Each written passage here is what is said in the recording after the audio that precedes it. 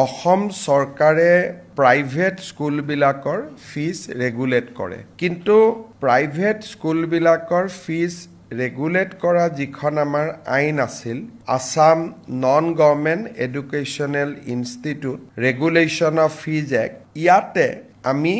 minority run ইনষ্টিটিউটবিলাকক outer বাহিৰত ৰাখিছিলোঁ যেনে মাইনৰিটি যিসকল বৌদ্ধ জৈন খ্ৰীষ্টিয়ান মুছলিম তেওঁলোকে যিবিলাক ইনষ্টিটিউশ্যন পৰিচালনা কৰিছিল তাতে আমি ফিজ ৰেগুলেট কৰিব নোৱাৰিছিলোঁ কেবিনেটে এটা সিদ্ধান্ত লয় আমি বিধানসভাত এখন আইন আনিম এতিয়াৰ পৰা আমি মাইনৰিটি ৰান বা সংখ্যালঘু লোকৰ দ্বাৰা পৰিচালিত বিদ্যালয়সমূহৰো ফিজ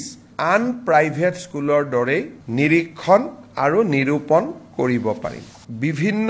প্ৰাদেশিকৃত মহাবিদ্যালয় বিদ্যালয়সমূহত আমাৰ এটা আগত সিদ্ধান্ত আছিলে যে তাৰ কৰ্মচাৰীসকলৰ দৰমহা আমি আইনৰ জৰিয়তে ফিক্স কৰি ৰাখিছিলোঁ দৰমহা বঢ়াৰ ব্যৱস্থা নাছিল যি দৰমহা আছিল তাতে তেওঁলোক থাকি গৈছিল কেবিনেটে সিদ্ধান্ত গ্ৰহণ কৰে যে প্ৰতি বছৰে এখেতসকলৰ দৰমহা 6% বৃদ্ধি হৈ গৈ থাকিব আগতে কেনেকে দৰমহা বাঢ়িব তাক আইনখনত লিখা নাছিল এতিয়াৰ পৰা প্ৰাদেশিকৃত মহাবিদ্যালয় বিদ্যালয়ৰ কৰ্মচাৰীসকল তৃতীয় আৰু চতুৰ্থ বৰ্গৰ কৰ্মচাৰীসকলৰ দৰমহা প্ৰতি বছৰে 6% ইনক্ৰিমেণ্ট পাই গৈ থাকিব আমাৰ ধুবুৰী সাউথ সালমাৰাৰ দৰে জিঅগ্ৰাফিকেলি ডিসএডভান্টেজ স্থানত শিক্ষকতা কৰে তেওঁলোকে আগতে বদলি হবৰ কাৰণে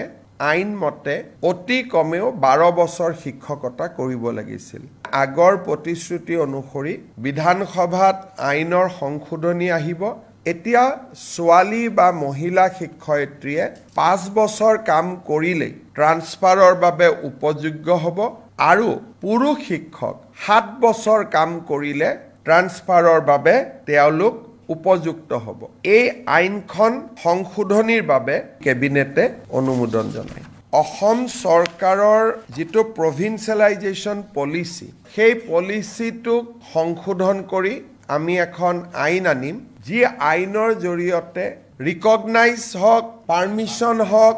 এনঅচি হওক এফিলিয়েশ্যন হওক যিকোনো চৰকাৰী কমিউনিকেশ্যন থাকিলে 2006 প্ৰতিষ্ঠা কৰা স্কুল কলেজ প্ৰাদেশিকৰণৰ বাবে উপযুক্ত বুলি বিবেচিত হ'ব অৰ্থাৎ প্ৰাদেশিকৰণ আইনৰ সংশোধনৰ বাবে অসমৰ শিক্ষক সমাজে যি দাবী কৰি আছিল আমাৰ কেবিনেটত গ্ৰহণ কৰা হয় আৰু ইয়াৰ সংশোধনী বিলখনো অনুমোদন কৰা হয় এই সংশোধনীৰ ফলত কেইবা হাজাৰ শিক্ষকৰ চাকৰি প্ৰাদেশিকৰণ হ'ব পাৰিব পাৰ্থক্যটো মই বুজাই দিছো আগতে আমাৰ নিয়মটো আছিল যে 2006 চনত প্ৰতিষ্ঠা হ'ব লাগিব আৰু সকলো অনুমোদন পাব লাগিব তেতিয়াহে প্ৰাদেশিকৰণ হ'ব এতিয়া আমি কৈছো সকলো অনুমোদন নালাগে যিকোনো এখন কাগজ থাকিলে পাৰমিশনৰ কাগজ থাকক ৰিকগনাইজেশ্যনৰ কাগজ থাকক এফিলিয়েশ্যনৰ কাগজ থাকক বা এনঅচি এখন থাকক তেতিয়াও তেওঁলোকৰ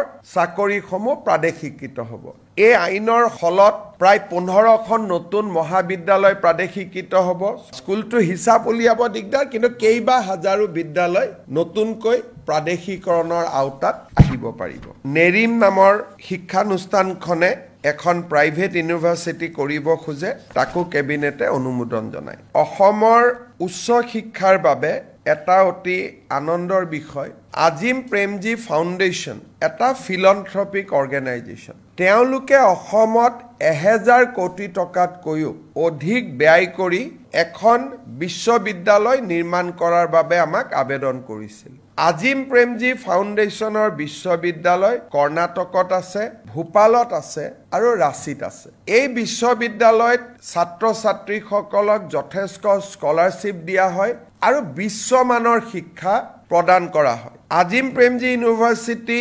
পলাশবাৰীত স্থাপন হ'ব IIMৰ লগতে আৰু 10,000তকৈ অধিক ছাত্ৰ ছাত্ৰীক এই ফাউণ্ডেশ্যনে শিক্ষা দিব এই ফাউণ্ডেশ্যনক বিশ্ববিদ্যালয় কৰাৰ বাবে যিখন আইন লাগে সেই আইনখনো বিধানসভাত উপস্থাপন কৰাৰ বাবে কেবিনেটে অনুমোদন জনায় আৰু এই বিশ্ববিদ্যালয়খনে অসমৰ উচ্চ শিক্ষাৰ পৰিৱেশত এটা নৱজাগৰণৰ সৃষ্টি কৰিব